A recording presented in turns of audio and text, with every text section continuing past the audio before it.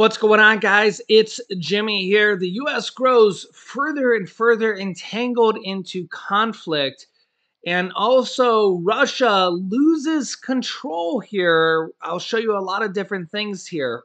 First, former NATO commander warns China warship confrontation could start a war.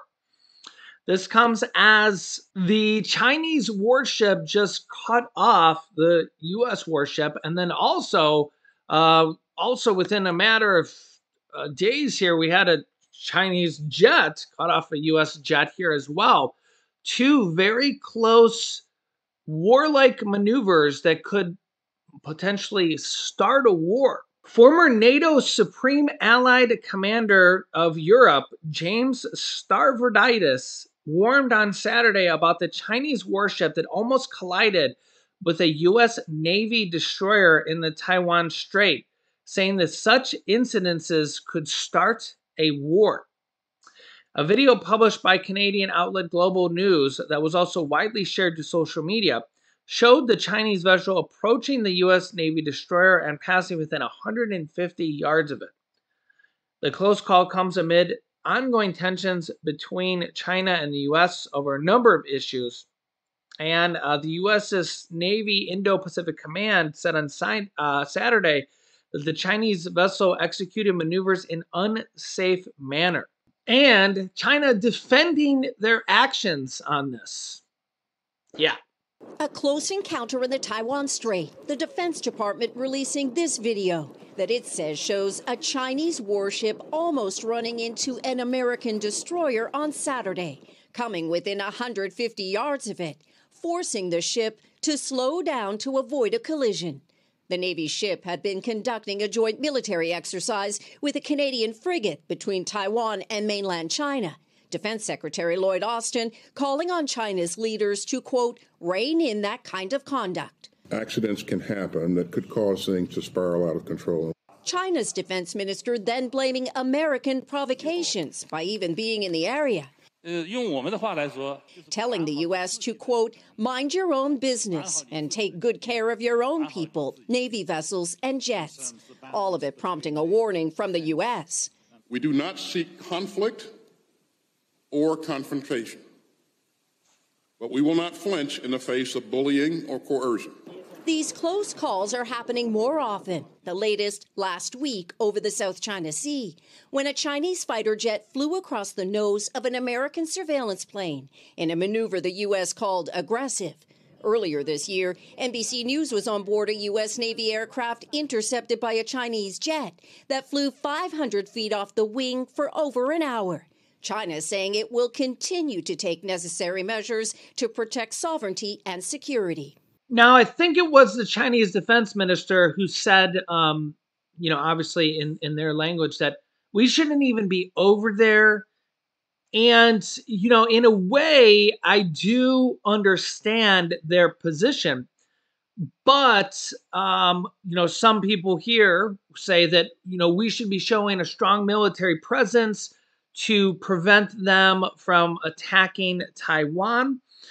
So I actually can understand both points of view.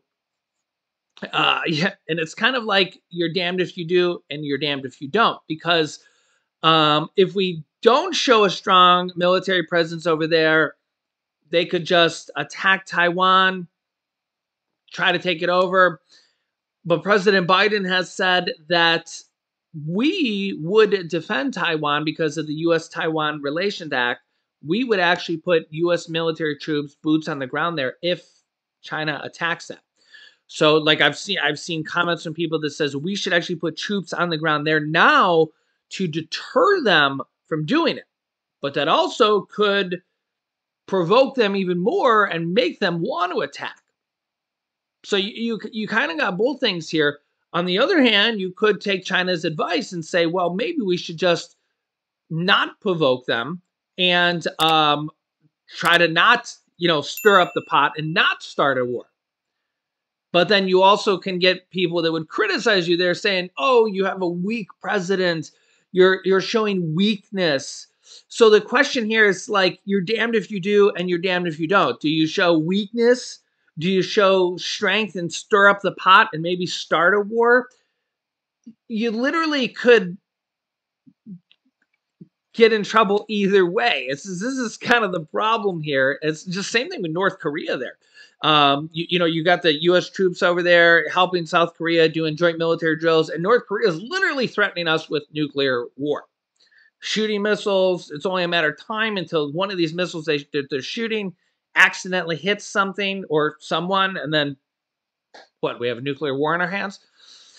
So this is where we're really treading a fine line. And you can let me know your thoughts here. It's like, should we be over there right on the border of North Korea, right on the border of China, provoking them?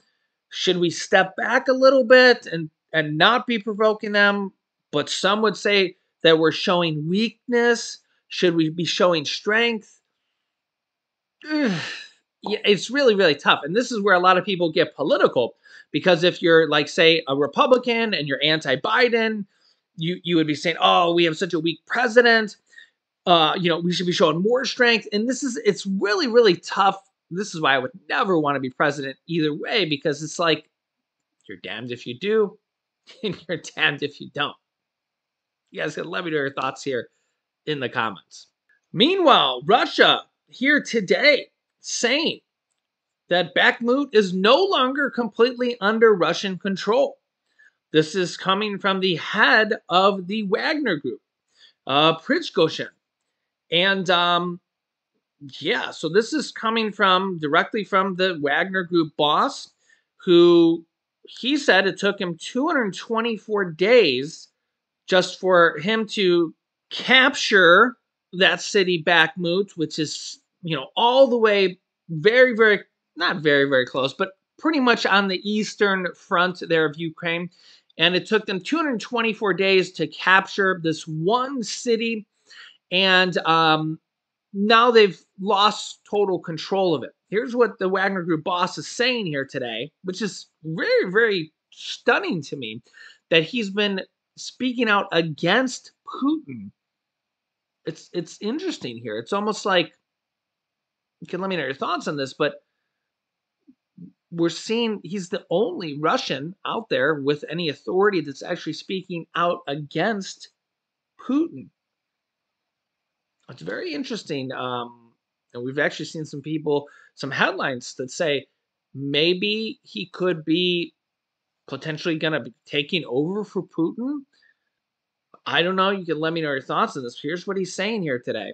Only a mere matter of days after the forces from Russia's Wagner Group withdrew from Bakhmut in eastern Ukraine, its chief, Yevgeny Prigozhin, said the city is no longer under Russian control, and the troops under the leadership of Russian Defense Minister Sergei Shoigu and the Chief General Staff Valery Gerasimov, sorry, I don't speak fluent Russian, are fleeing.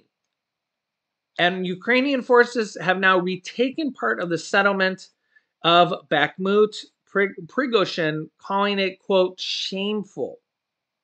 It's very interesting to see that this actually coming out of a Russian top official speaking out against Russia.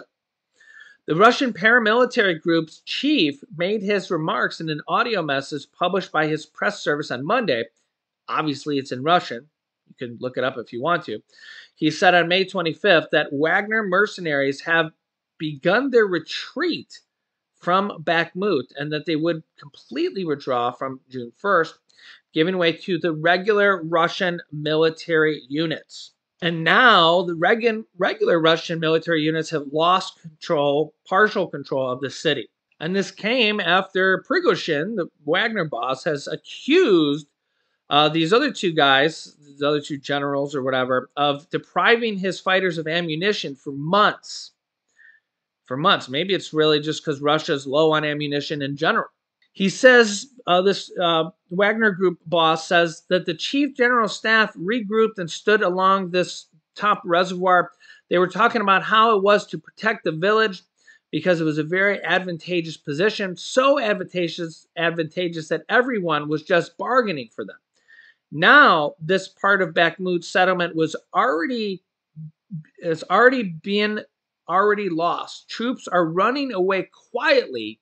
It's shameful.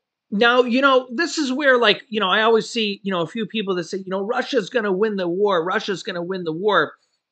But, again, I always try to just look at things from a realistic point of view, not left, not right, not center, or even not America's point of view or not Russia's point of view, just a realistic point of view. Because I'm a realist. So let's just look at things from a realistic point of view. If Russia's going to win the war, how would they do that if it took them 224 days just to capture this one city on the Eastern Front close to Russia, and now they've lost it here within a few days? How would they capture all of Ukraine when there's still 85% left of Ukraine past this one city? How would they capture all of Ukraine if it took them 224 days to capture this one city? How could they possibly capture all of Ukraine? Unless they started dropping nuclear bombs. And clearly, if that happens, uh, God bless us all, because we're at the end of times. If we start having a nuclear war, because nuclear fallout, and does the rest of the world step in to defend against with nuclear bombs as well? Um, Obviously, that would be a cataclysmic scenario. So saying that doesn't happen, how would Russia win the war if it took them 224 days just to capture this one city for a few days, and now they've lost control and it's only 15% into the country? How would they possibly capture the other 85% of the country? I just don't see how it could possibly happen. Again, just trying to look at this from a realistic point of view.